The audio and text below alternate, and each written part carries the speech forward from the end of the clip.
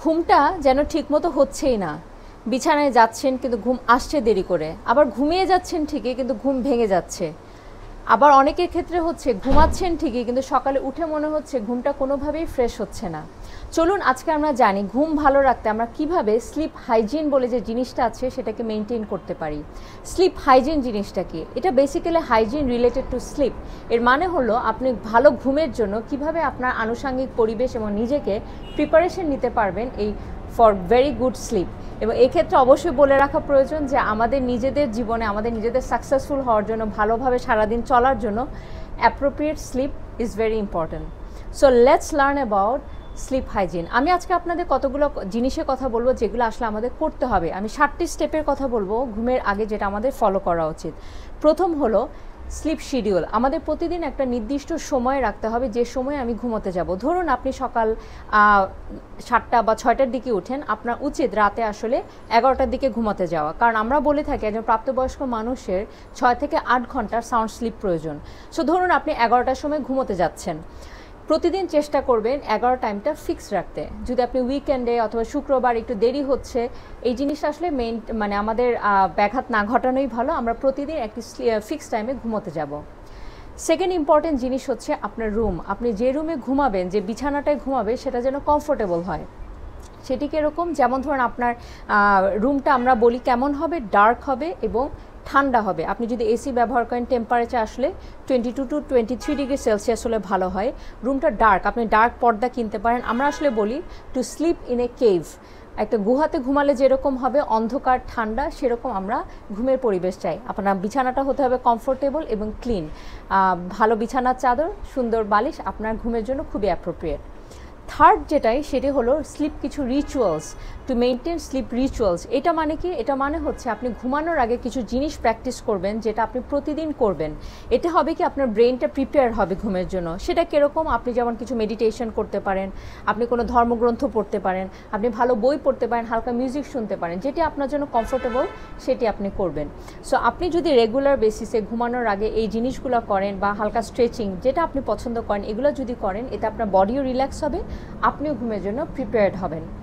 Fifth step, এটা খুবই difficult, সেটা হচ্ছে আমাদের দুশ্চিন্তা কম করতে হবে। এটা কীরকম? যেমন ধরেন আমরা সারাদিন কাজের পরে বা সব কিছু বাসার জিনিস গুছিয়ে আমরা যখন ঘুমাতে যাই, স্বাভাবিকভাবে সারাদিনে অনেক চিন্তা মাথার মধ্যে আসে। আমরা এই জিনিসটাকে ডেলিবারেটলি সরিয়ে রাখবো। কীভাবে রাখবো? আমরা ঠিক করব যে আগামীকাল ঘুম থেকে ওঠার 2 ঘন্টা পর সকাল 8টার সময় অথবা দুপুর 12টার সময় এই জিনিসটা যেটা নিয়ে আমি এখন চিন্তা করছি সেই শিডিউলটা আমি তখন করব। এটাকে আপনার ওয়ারিং শিডিউল বলে, যে আপনি যে চিন্তা করছেন এটাও আমরা শিডিউল ওয়াইজ করব। এতে করে হবে কি আমি আমার ব্রেনকে বোঝাবো আমি এখন এই জিনিসটা নিয়ে চিন্তা করছি না, আমি এখন আমার নিজের বডিকে ঘুম পাড়ানোর জন্য রেডি হচ্ছি। এই জিনিসটা আমাদের করতে হবে। 6th স্টেপ, সেটাও খুবই ডিফিকাল্ট, সেটা হচ্ছে to keep away ourself from electronic devices. এটা মানে কি? আপনি ঘুমানোর অ্যাটলিস্ট আধা ঘন্টা থেকে 1 ঘন্টা আগে ফোন, ল্যাপটপ, টিভি এইগুলো স্ক্রিন টাইম আমাদেরকে ক্লোজ করতে হবে। আপনি যদি আসলে ঘুমের সমস্যায় ভুগে থাকেন, যে দিনের পর দিন আপনার ইনসমনিয়া ঘুমের সমস্যায় ভুগছেন, অবশ্যই আপনার phone scrolling, then TV, laptops এগুলো অফ করতে হবে at least 30 to 60 minute before you go to sleep. 7 number step হচ্ছে খুবই ইন্টারেস্টিং, সেটা হচ্ছে ঘড়ি। কারণ আমরা অনেক সময় দেখা যায় ঘুম না আসলে বারবার ঘড়ি দেখতে থাকি, এটাও কিন্তু মাথার মধ্যে একটু দুশ্চিন্তা ক্রিয়েট করে। হ্যাঁ, সো আপনি যদি ঘড়িটা একটু দূরে রাখেন বা আপনি যদি অ্যালার্ম ক্লক ব্যবহার করেন বিছানা নিচে বা আপনার চোখের সামনে যেন না থাকে, এই জিনিসটা আপনি মেনটেন করতে পারেন। তবে বেশি দূরে রাখা যাবে না, কারণ আপনি যদি অ্যালার্ম দেন তাহলে সেটা যেন সকালে আপনি ঘুম থেকে উঠতে পারেন। সো এই যে আমি 7টা স্টেপসের কথা বললাম, এগুলো আমরা আসলে ফলো করব। এবার আসি কী কী বর্জনীয় স্টেপস রয়েছে বা যেগুলো আমরা অ্যাভয়েড করব।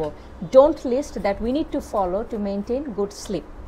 প্রথম যেটা হচ্ছে ন্যাপ। আপনি যদি রাতের ঘুমের সমস্যায় ভুগে থাকেন তাহলে আমাদের অ্যাডভাইস থাকবে সকালবেলা বা দিনের বেলা কোনো ন্যাপ না নেওয়ার জন্য।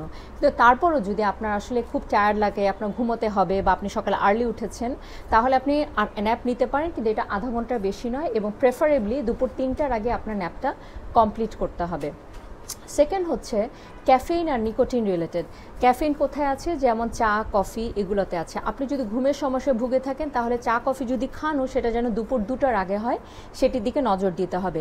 Nicotine is also a very strong component to avoid sleep. So আপনি যদি ক্রনিক স্মোকার হয়ে থাকেন, স্বাভাবিকভাবে আমাদের উপদেশ থাকবে যে স্মোকিং বন্ধ করার, কিন্তু আপনার যদি ঘুম না আসে বা ঘুম মানে আপনার you need to smoke, then at least ঘুমের 1 ঘন্টা আগে আপনার জন্য লাস্ট স্মোকটা হয়, সেদিকে আমাদের নজর দিতে হবে।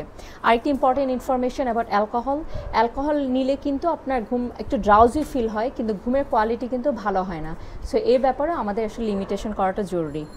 Third step about heavy meal আর ডিনার। আপনার যদি ঘুমের সমস্যা থাকে তাহলে অ্যাটলিস্ট ঘুমের 2 ঘন্টা আগে আপনার ডিনারটা কমপ্লিট করতে হবে, এবং ডিনারটা যেন খুব হেভি না হয়, ডিনারটা যেন স্পাইসি না হয়, সেদিকেও নজর দেওয়া প্রয়োজন। কারণ ডিনারটা হেভি হলে, স্পাইসি হলে এখান থেকে কিন্তু অনেকে গ্যাসের প্রবলেম হয়, যার জন্য ঘুমাতে কষ্ট হয়ে যায়। ফোর্থ স্টেপ, আপনি হচ্ছে এটা খুব ইন্টারেস্টিং, সেটা হচ্ছে আপনার যদি বিছানায় যাওয়ার পরে ঘুম না আসে, আপনি বিছানা থেকে উঠে যাবেন। ব্যাপারটা কীরকম? ধরেন আপনি অনেক প্রিপারেশনে বেড়ে গেলেন, 20 মিনিট আধা ঘন্টা শুয়ে থাকলেন কিন্তু ঘুম আসছে না, আপনি তাৎক্ষণিকভাবে বিছানা থেকে উঠে আসবেন। আপনি পাশের রুমে যেতে পারেন বা টেবিলে বসে বই পড়তে পারেন, বিছানায় থাকবেন না। কারণ আপনি যখনই বিছানায় ঘন্টার পর ঘন্টা থাকছেন, আপনার ঘুম আসছে না, আপনার ব্রেন কিন্তু পেয়ার্ড হয়ে যাবে। আমরা বিছানাটাকে রাখবো ফর আওয়ার স্লিপ, ইন্টিমেসি, এসবের জন্য। সো বিছানাকে অন্য কোনো কিছুর সাথে পেয়ার করা যাবে না। এই ক্ষেত্রে বলে রাখি, আমাদের অনেকের হ্যাবিট আছে কিন্তু বিছানায় বসে ল্যাপটপে কাজ করা, টিভি দেখা, খাওয়া, এই জিনিসগুলো অ্যাভয়েড করা জরুরি। কারণ আমরা যখনই টেবিলে বিছানায় বসে ঘন্টার পর ঘন্টা টিভি দেখছি, সিরিজ দেখছি, খাচ্ছি, আমাদের ব্রেন কিন্তু ওভাবে পেয়ার্ড হয়ে যায়। সো এই জন্য আমাদের বিছানায় গেলেই ঘুম আসে না। সো এই জিনিসগুলো খুব ছোট ছোট জিনিস, হয়তো খুব সিলিও শোনাচ্ছে, কিন্তু আসলে কিন্তু আমাদের ব্রেনগুলো এভাবে প্রিপেয়ার্ড হয়। আমার কাছে কিন্তু অনেক পেশেন্ট আসে প্রতিদিন যারা দীর্ঘদিন ধরে ঘুমের সমস্যায় ভুগছেন। এই সমস্যাটা আমার কাছে এখন মনে হয় খুব ক্রনিক পর্যায়ে চলে গেছে। আমি আমার পেশেন্টদের কমনলি জিজ্ঞেস করি রাতে ঘুম হয় কিনা। ইয়াং জেনারেশনদের কথা যদি বলি, এরা অধিকাংশই আমি শুনি যে অনেক রাত পর্যন্ত দেখেন 2টা 3টা। আনফর্চুনেটলি আমি সবাইকে খুবই জিজ্ঞেস করি স্পেসিফিক্যালি, আপনি আসলে রাত 2টা 3টা পর্যন্ত কী করেন। খুব সরাসরি যদি বলি, আসলে আমি ওর কোনো সদ্যোত্তর পাই না। যিনি রাত 2টা 3টা বলার মতো উনি কোনো কাজ করেন না, না পড়াশোনা, না কোনো ওয়ার্কলোড, কিছুই না।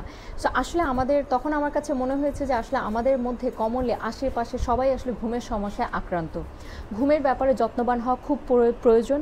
আমার আপনাদের প্রতি সকলে আহ্বান থাকবে যে আমরা ঘুমের ব্যাপারে নজর দিই, ঘুমের ব্যাপারে যত্নশীল হই। সবাই ভালো থাকি, সুস্থ থাকি। ধন্যবাদ।